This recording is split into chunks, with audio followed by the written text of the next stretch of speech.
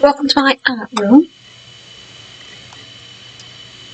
If anybody else got an art room, they'll probably, if they're anything like me, also have a messy art room as well.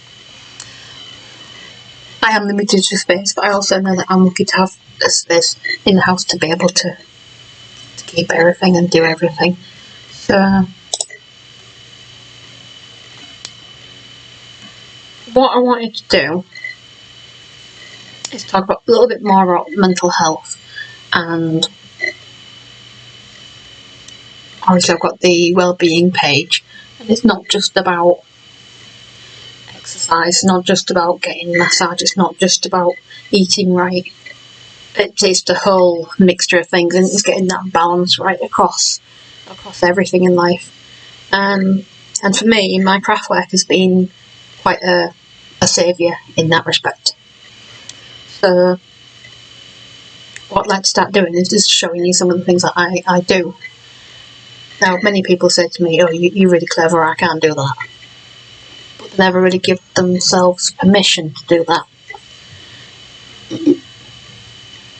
It's really easy to then say, well, I can't do it. But when we sit down with a pencil to draw a picture, the first thing we do is criticise the line we've drawn because we've not drawn it straight enough. So the biggest thing you need to do when you're trying to create something is just let go and not try and make anything perfect. That's just not. There is no such thing as perfect art. There are different types of art. So yeah, some people like to paint and make pictures that look like photos. They are amazing and very, very good, but I don't like them personally. Not because I can't do it, I've never tried, but because if I'm going to paint a picture that's a photo, I might as well just have the photo. That's just my opinion, but they are very amazing artists who do those. But I have my own skills that other people look at me and say, that's amazing, I don't know how you do it. But the biggest thing I do is just let go and just do what I feel like doing. I'm also trying to teach this to my daughter as well, as to try and not worry about whether she's got it right or wrong. Whenever you make a mistake, just incorporate that back into your work, because who's ever going to know that was a mistake? And 9 times out of 10, it helps you evolve your painting anyway, or your picture. Now my crafts range from painting, chalks, drawing, crochet, cross stitch, and everything in between. I've been dabbling a lot in dollhouse miniatures just lately, but I'm back onto my crochet right now doing Christmas things. So I'd like to do a series of videos just to help to show you really that taking time for you is really important, and you can make wonderful things as well. So the first thing I want to show you today is I got some ordinary dinner plates. So I appreciate the camera's not very good on here. If I turn that slightly and see the light, all I've done is paint it with acrylics.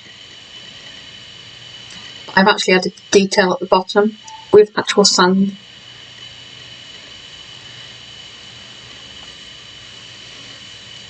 Now this is just one of a collection I'm going to be doing. I've used acrylic paint. I've also used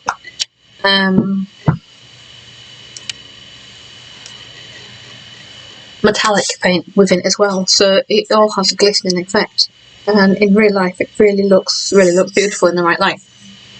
One day when I get a good camera and you can see me properly, you'll be able to see it better. But I'd quite like to show you some things that I'm making as I'm making them. My Christmas projects I've been working on, I'm working towards doing a little Christmas fair, and this is one of the things I've created. Just little bits and pieces together to create a nice Christmas hanger. So what I'm going to do next, I decided to do one that's just black and white.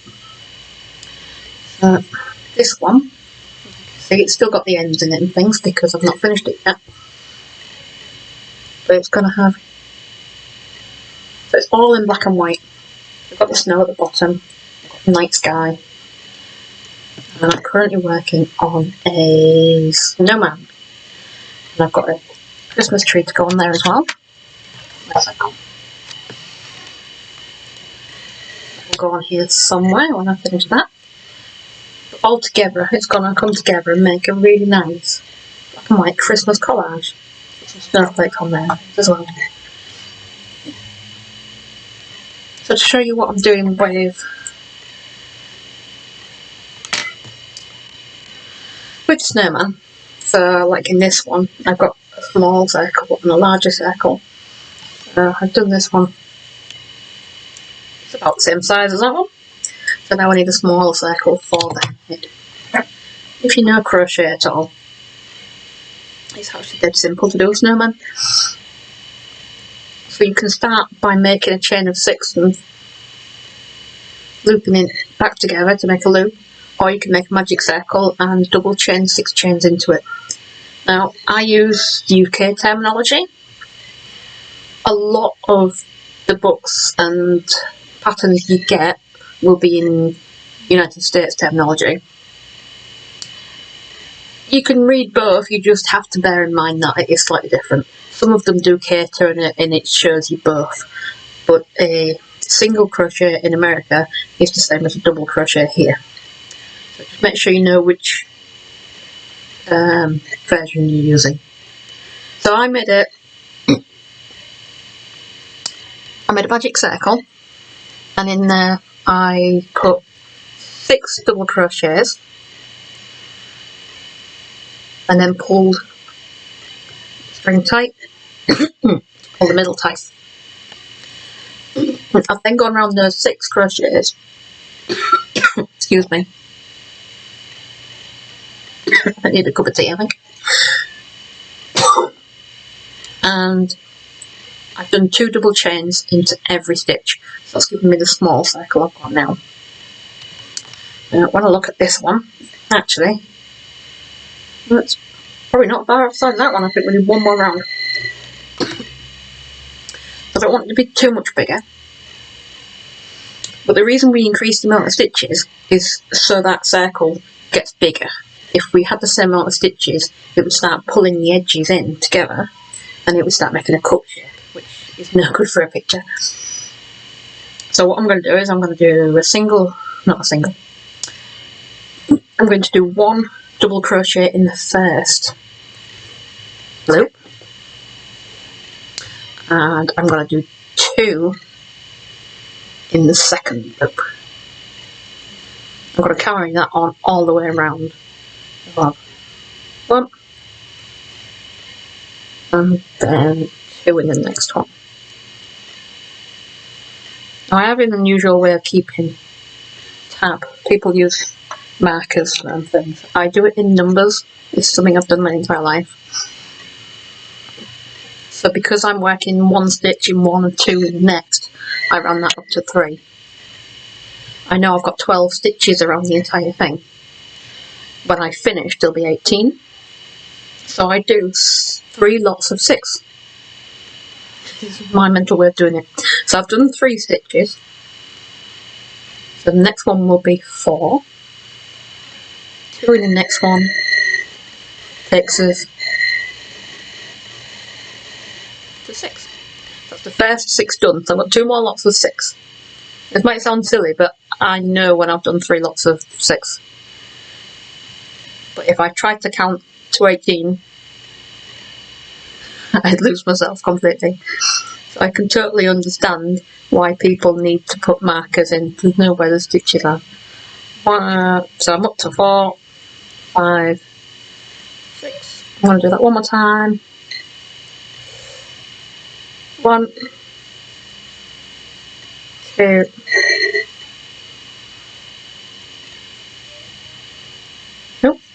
3,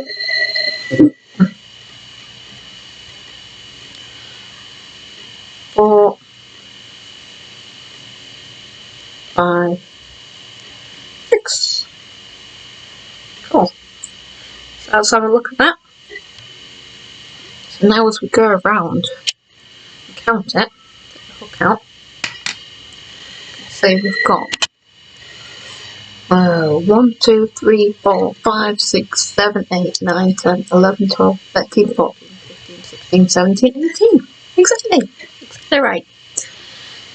All I'm going to just finish that off is do a slip stitch into the next stitch, which is just to put your hook through, yarn over, bring that through and just pull it through, and I'm going to finish that off. Just tie it off.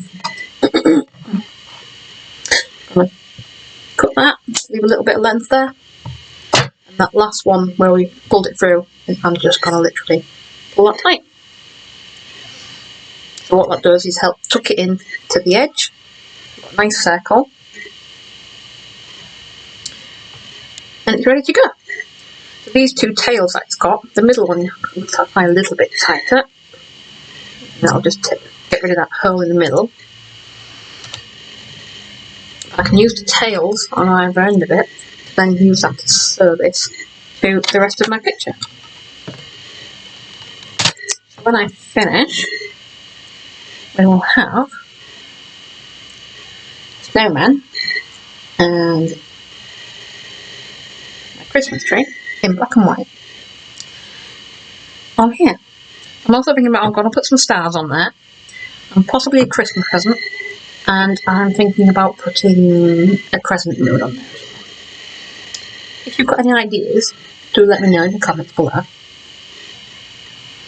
If there's any particular craft that you would like to see me do, please let me know, because there's a lot of things. I do a lot of things, but there are a lot of things that I don't do as well, so I'm up for the challenge. I'm always looking for new things. Part of my problem is I've got 1,500 projects on at any one time. So this is one that I need to come back to. This is my felted cat Millie. She doesn't look amazing, but she looks like a cat, so I'm happy with her. One day I will finish her. Millie was my beloved cat that went missing. No, never found out what happened to her. So it would be really nice if I can get this looking just like her. So the markings she's got are the same. Yeah, so that's Millie. So let me know what you'd like to learn, whether it's drawing, painting, crochet, and I will have a look at it for you. Thank you for joining me today, and please do keep coming back. Thanks. Bye.